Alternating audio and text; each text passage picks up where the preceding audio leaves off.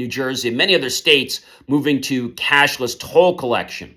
Well, when you go through, which is not even a toll booth anymore, it's just going to be this thing on the highway and you just ride past, well, suddenly you're going to get a notice that you possibly had a violation. Now, you're even going to be able to not only do that, but you'll be able to get notified on your phone.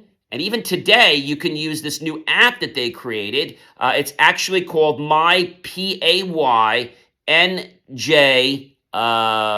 TA. That's My PAYNJTA. My Pay New Jersey TA.com. And it will allow you to make the payment right through the app. And there's a website as well. What do you think about this whole concept? I guess they're getting rid of live people and they're just making everything technology based. Is this a good thing, or is this automating things just a little bit too much?